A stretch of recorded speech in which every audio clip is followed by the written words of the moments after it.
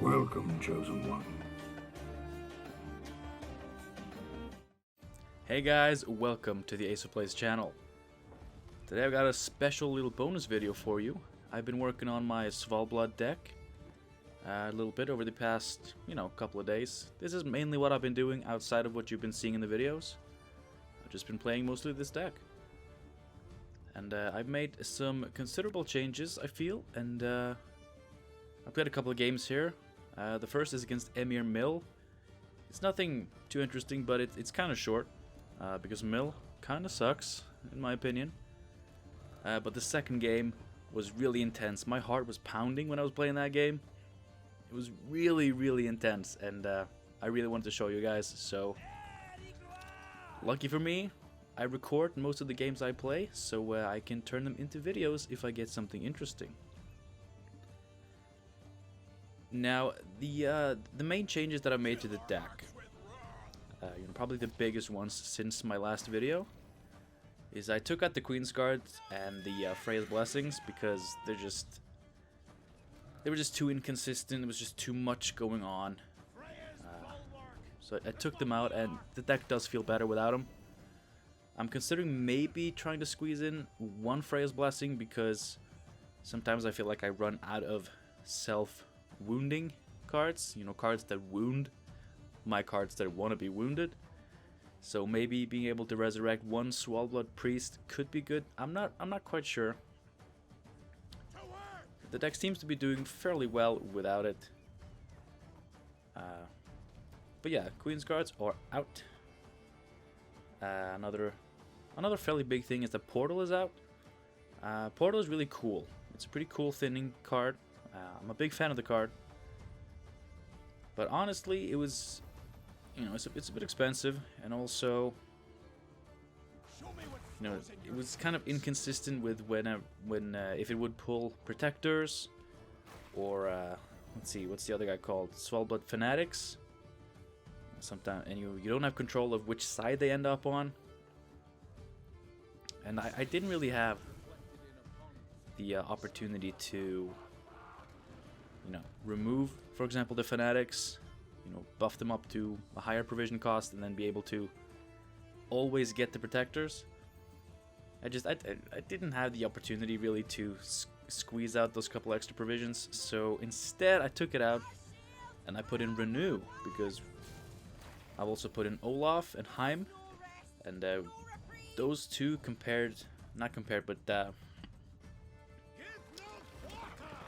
together with Wildkarl, who turns into Champion of Svalblod, we got a lot of really big units, and also some really cool Heim combos that I pull off fairly consistently often, which is a really, really exciting thing. But yeah, Renew has usually been a pretty good card for me. We can also use it to renew Hjalmar on Crate, because we have a lot of big units, a lot of 6s, even an 8 and a 12 potentially. And yeah, Hjalmar on Crate just seems really good in this deck. Always get very good removal value like this, killing that Isbel. And in certain matchups you might get a big enough target where you can use Renew on Hjalmar for a 15-point play, potentially. But, here we go. We win the first round. Our opponent gets a fairly unlucky Tibor. And last time I played against Mill, I did Dry Pass. And I still won. But he got, a bit more efficient milling going. If I remember correctly, he didn't completely mill me. But basically, when you're playing against Mill, unless you're in a heavily unfavored position, unless your hand is complete garbage, just go for the 2-0, which is what I'm doing here. You can see in my mulligans that I was just really mulliganing for any power I could get. And I got the Wildkarl, and I got the Heime Flaminica, which in theory could be good if we get Blue by Lugos to stick with a Priest, pinging him down and just healing him back up every round would be really, really powerful play. Now, it's pretty cool to be able to put down Svalblod Priest next to one of Harald's pals. Just to get some accelerated value, and then next turn, you know, placing Blue Boy Lugos down next to the priest. I love this, you know, these engines. Like, this is what really feels like engines. Like, I remember when I started playing Gwent, you know, what I thought of was as an engine wasn't just one card generating value, but it was like when you put together the pieces, like you're building like a machine, and it just starts running by itself.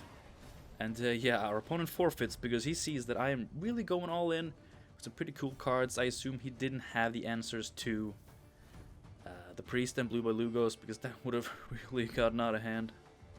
But here we go. The second game. This game was really intense, like I said. Really wanted to show you guys this deck, and I'll be focusing more on commentating the game this time, because whereas the last game was just, you know, meh, just doing things, this game, so good, in my own humble opinion. But we are against Dana, so obviously it's a Harmony deck. That's like the only thing I'm not too fond of about Dana or Dana, is that, you know, at least for the time being, you know it's a Harmony deck. You know exactly what it is. And you can say the same thing about Svalblod. But I would imagine he has more ways to go. At least, you know, if you look at it on the surface level, like just... at least I can imagine more different types of decks for Svalblod. But of course, like, you can build Harmony decks in different ways. Like, some people run Hawker Smugglers like this. Some people don't. Now, I placed this Longship down because I knew that I cannot deal with that 9-strength Smuggler, right? But with Knut the Callous, I knew I could deal with a 4-strength Smuggler. And usually, you know, it's typical my luck that if they have one, they have two. But we managed to take it down. Our Longship really takes a beating. But that's fine. So, you know, the general idea is, you know, placing down that Smuggler, protecting it right away. There's a really good chance he's going to go for a long round. As long as he can keep up the tempo, he's probably going to stay in this round for very long. So the, you know, my plan was to, you know, try to keep up somewhat and just focus on trying to get those hand buffs out of him, right? Because there, you know, there's a good possibility that we're going to lose this round, but if we can just get some of those hand buffs out in this round, which we are very likely to lose anyway, you know, that makes things a little bit easier later on. So now we got an engine going, the priest, and the blue boy. The blue boy gets destroyed by Regis Bloodlust. You know, Regis is just a really good new control card. Like, it even banishes, which does have its upsides and really not any downsides. So yeah, it's just a straight up better enraged Ifrit, which is, I don't know, with Chironex pretty much out of the picture, I'm not as sad about it. When I first saw this card, you know, before the Chironex Unicorn change was ever being discussed, you know, I was kind of worried. Are we gonna have 3 of these dudes now? But luckily, no. So here I am going to drop the Svalblod Totem because the Haymay Protector would have been just too low tempo, and I want to be able to, you know, be able to catch up in one card if he, you know, ever passes. Because if I can take this round a card down, this deck, generally in my experience, does bleed very well, and with the right cards, you know, it's not like just some specific cards, but with a combination of, you know, some of the right cards, this deck has a really good short round, which, you know, against a Harmony deck with a few engines in it could be really good. So at this point, I am going to put down the Protector because it's a low commitment play, but I've got some stuff set up, so I'm going to be able to, you know, almost catch up in points, right? Like, I'm very close behind now. But I know that Svalblod Cultist is poisoned. Forgot to mention that when that happened because I kind of missed it. But yeah, it did get poisoned and he does get the kill on it. I guess the only thing we can comfort ourselves with is that, you know, the poison did all the killing. So, you know, the total of 4 damage dealt by those units, it didn't matter. Just let me have this, okay? Now, because I have the Renew in hand, I am fairly comfortable going for the Olaf. Because I'm about to do a really cool play, if I do say so myself. I was very happy with this play. It's gonna happen next turn, I think. Next or the turn after that. And it's kind of risky. It's a very high commitment. Very risky, and also I take my dear sweet time, so I barely make it before the rope runs out. Which is, you know, just... I think this is where my heart started racing, because it was like... You'll see. You'll see. But yeah, like whenever someone pushes me past, you know, the safe pass on 4 or 5 cards, that's when I know shit is real and I'm in for a good game. Or I just get wrecked. In this case, you know, I was fairly hopeful. So yeah, here we go. I do the Butcher. I know I'm not going to get full bleed value, but it's not really the point here. And I'm going to pop all of my leader charges into this Olaf, fueling the Protector, setting Olaf to 1 beautiful strength, spawning the 5-point bear, boosting Olaf up to 15. Whew! Like, in the moment I was happy about that play, and I still am, because it did actually get me 6 points ahead of this guy, my opponent here, after, you know, being behind every round, or every turn basically. And that low tempo play combined with a little bit of bleeding lets me play the Fanatic. Now I know that I have lost this round, because, you know, I'm not going to play Renew, but I am able to bleed him of his last card by just playing Svalblod Fanatic, and it's mother flippin' Shelton Skaggs. So of course I take the pass here, but holy shit, I got all the hand buffs out of him. Shelton Skaggs, 11 points. That's one of the biggest Sheltons I've ever seen. You know, Renew has Olaf, and we have Heim. So I kind of want to keep the Longship, so I am searching for a better dump. But then I realized I'd rather keep the bear, because I need a way to proc Olaf, because I don't have any leader pings left. Maybe I could have saved 1, but then... maybe. Let me know. Maybe I could have saved 1, but I would have lost out on like 6 or 7 points that round. So I dumped the bear, kind of praying to God that I draw something new, but we do get the Svalblod Butcher. Now that the portal is out of the deck, I can finally play Svalblod Butcher, and I'm really happy about that, because I think that card is really good. And after I put it in, the deck has gotten a lot more consistent, because it's just a really easy way to, you know, get some extra self-wounding going. And we have so many cards that really care about that stuff, so it's just really good. So I'm putting on the Svalblod Priest, you know. If it survives, it survives. I get a lot of value. You know, I can put down Joanna. It's all good. At least we get the thinning out, so it's decent pointage. But you know, I know that I have the Butcher, and I gotta save it until I'm ready to Olaf.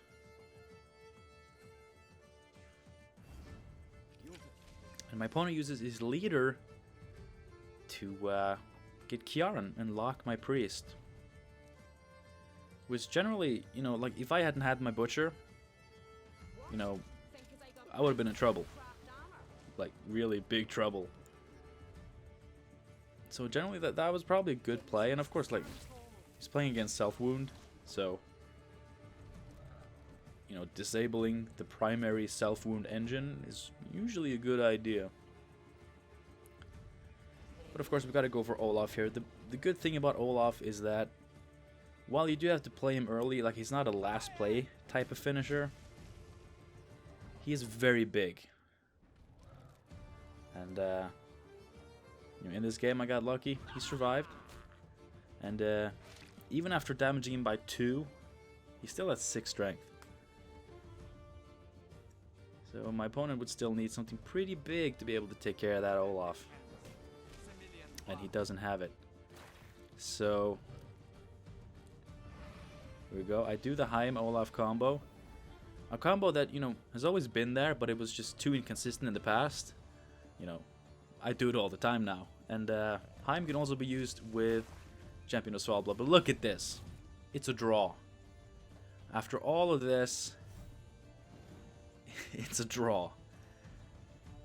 And I'll take that draw. Like, I took that draw with pride because that was an intense match. It was so good. And I hope you guys agreed. Let me know in the comments what you thought of it.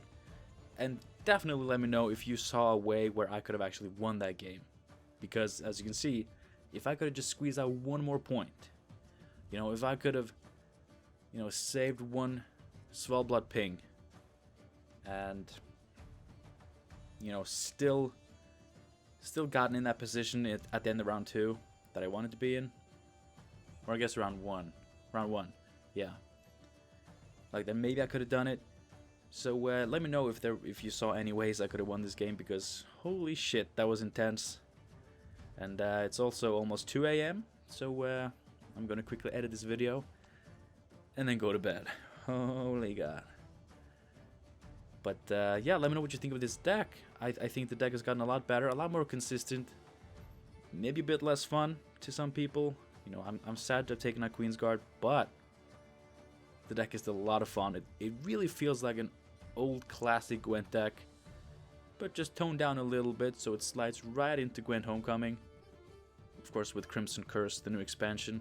How are you finding the expansion? Is it treating you well? It's treating me very well. Although I'm running into more mill decks now than I ever have before. And I don't know why. They're not playing new cards. It's strange. Anyway, thank you guys so much for watching this video. I hope you enjoyed it. And I hope you have a good, you know, for me it's very much a good night. But for you it might be a good day, even good morning. I don't know how time zones work. I know how they work, but I don't know what time zone you're in. Until next time, guys, have a good one.